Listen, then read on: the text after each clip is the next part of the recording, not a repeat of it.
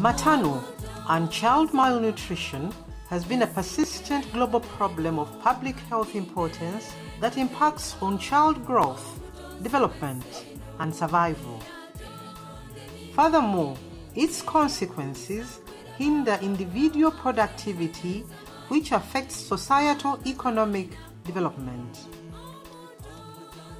Malnutrition has recurred from generation to generation in low and middle-income countries for decades, amidst growing evidence-based recommendations to address it.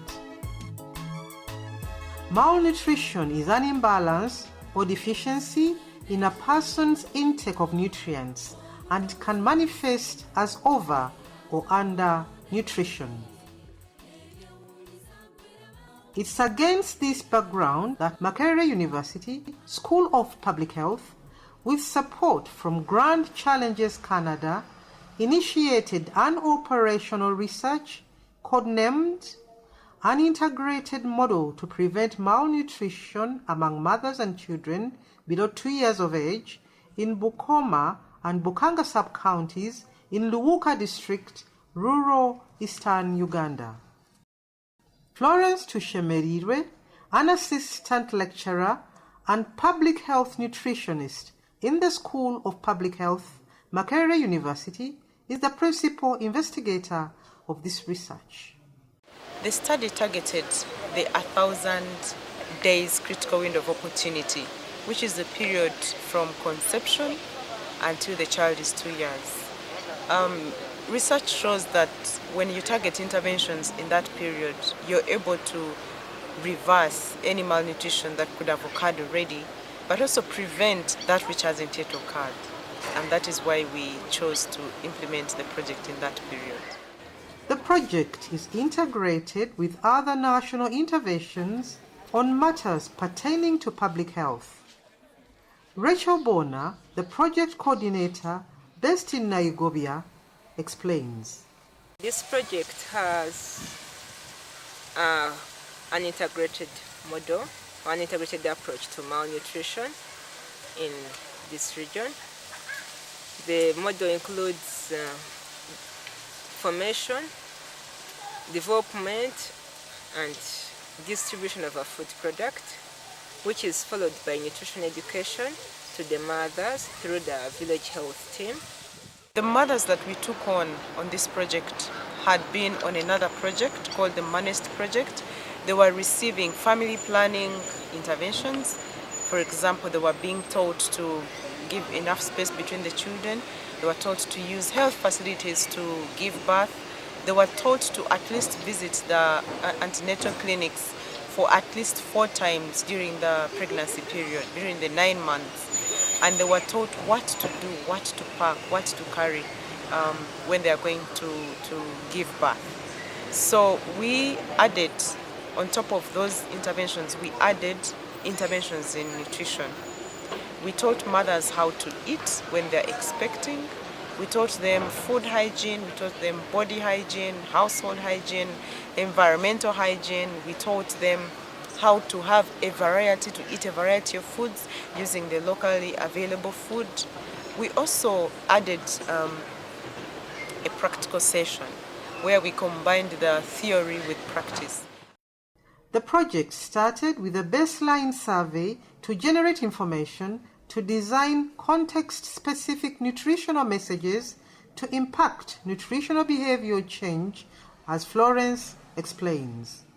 With the gaps we picked from the baseline survey, we used those to design nutrition messages. First, there are global messages that Uganda has adopted. We have the infant and young child feeding guidelines. We decided to adopt that to the local community and integrate messages to address the gaps that we identified in the baseline survey. That did it for us. We decided to target feeding a mother who is pregnant and feeding for the mother who is lactating or breastfeeding, and then initiation of the baby onto the breast, exclusive breastfeeding, weaning of the baby at 6 months, complementary feeding, which involves giving the child other foods solids, liquids, semi-solids, as well as continuing breastfeeding of the baby. And we also added hygiene. Consequently, Luuka District was selected for this project because of its worrying nutritional levels. 25% of children under 5 years of age are stunted, 10% are underweight, and 5% are wasted, with underlying micronutrient malnutrition like vitamin A deficiency and anemia. So we chose Luuka District because their nutritional status indicators were really close to almost the national nutrition status statistics. We also chose this particular area because in this sub-county which is our intervention, Bukoma sub-county, we had a group of mothers being weaned off the MANEST project that was giving interventions to mothers when they are pregnant and until they've given birth and the baby is 28 days. So we thought it is a very good idea for us to add nutrition intervention to take on this mother who is being weaned off this project when the baby is 28 days, so that we provide a nutrition intervention for her to be able to feed her baby, feed herself, and also be able to sustain the child when they start eating, but using local available foods. In the two sub-counties, the study further revealed several anomalies in the feed patterns of lactating mothers. Ignorance is the major cause of malnutrition or poor nutrition status. And what do we mean by this? We find that the mothers have grown these foods. For instance, our food product has maize, soy, and rice. And these are foods that are grown by this community really, and they are grown in plenty. But mothers think matoke is the best food for their children. They think if they can't afford matoke, then the child's diet can't be better. In our intervention, we've tried to teach them how to make rich porridge by mixing maize, sim, soy, and maybe rice. And they're really giving testimonies that it really works. We taught them how to make powder out of this, out of the legumes, out of silverfish. We taught them how to grate meat, such that even the child can benefit from the beans themselves and from the fish, as well as the meat. What are the social, cultural, and economic factors that influence maternal and childhood malnutrition in Luuka District? Mainly the things related to hygiene.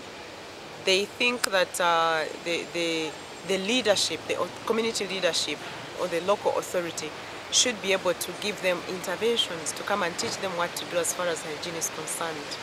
And also the community leadership should be able to solve domestic violence in the community. We have a problem of food security.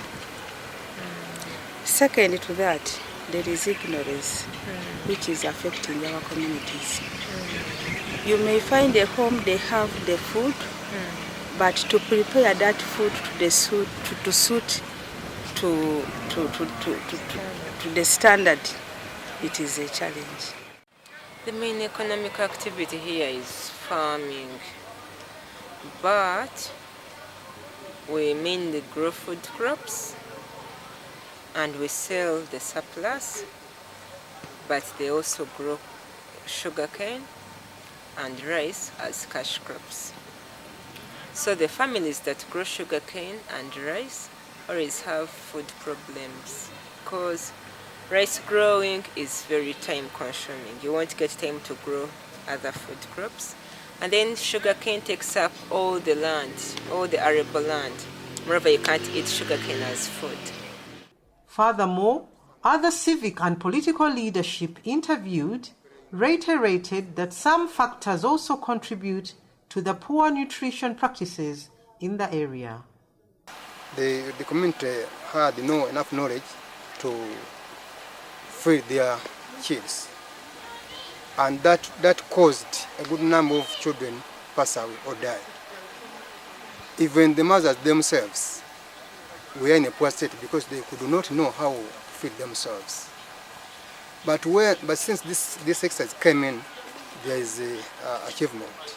Medicine, when a person is sick and gets medicine, I was thinking that was enough. But feeding is also another way of treatment. Project epimye abaana n'abakyala b'amabunda n'okwongera okubakubiriza okujja mu malwaliro okunywa eddagala n'okuzaaliramu n'obuyondo waka abantu okuba abayondo waka okumaala amayumba okusima latrine obutindiiro okubona nti buli bye bali kuliira mu biyondo. The project had two phases, one of which was the use of local foods to develop a food product which resulted into a complete food supplement which was piloted into the community. Dr. Gaston Tumihimbise is in charge of this phase. We started by getting views from the community. We asked the communities about the foods they like, the preferences, how they like to combine various foods to make their meals. We looked at the taboos, what they would rather not eat, and then we were able to document the technologies available in the communities, what foods they process by drying, by fermentation, and all this. This was followed by the tasting of the product with the mothers. We have got very good reports from the field. Specifically, the product, the mothers have informed us that this product has capacity to make them produce more breast milk. So we think with more research, this is a product we can take to a higher level, and with the right partnerships, we hope to upscale this product. And in the process, just as we had suggested in the model, we think this is a product that can also be produced at the community level. These groups of women that we have worked with to develop these products, we intend to work with them to be able to produce these products or products on their own so they can feed their families and also sell and get some money. As we demonstrated how to use this food product and how to make this food product from the different foods available in the community, this has sparked off a multiplier effect where the communities have also come up and made their own food products, and this is what we desired on this project. Another significant activity of the project was the rigorous nutrition education intervention which involved the village health teams and the community. Let's always remember, good feeding involves having cereal foods or tubers, having legumes, having animal foods, having a bit of fats and oils, having fruits, having vegetables. As a VHT, I want some people from elsewhere to come and help me to teach those people so that they can pick something like cleanliness, the compound, something like cleaning your body. Also is a problem in my area. To eat food in time. The project trained the village health team members who shared the key nutrition messages with mothers. From the different nutrition education sessions, the village health team, through cooking seminars, have come up with innovative ways of mixing fruits and vegetables to make fresh juices with boiled drinking water for consumption by mothers and children.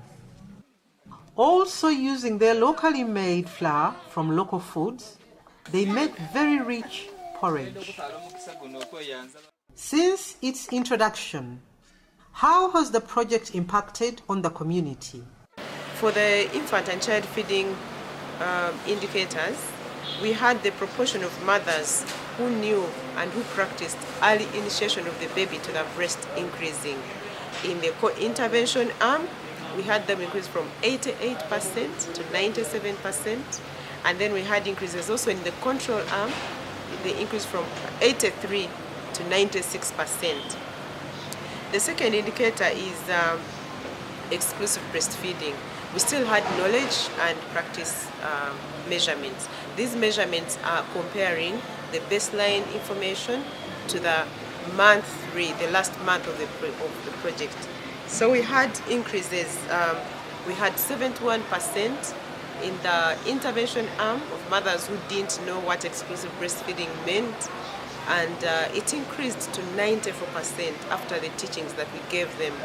And in the control arm, it increased from 63 to 94%. That is such a good proportion of mothers who currently know what breastfeeding means, what the benefits of exclusive breastfeeding means before the 6 months, up to 6 months of the baby's age. We were so happy that mothers also accepted to continue breastfeeding as they wean the child of the breast. Then we have meal frequency. At least we have, majority of the households could have 3 meals a day. Now these are communities that used to have 1 or 2 meals a day because they thought they didn't have time to have meals, but we introduced them having snacks. They have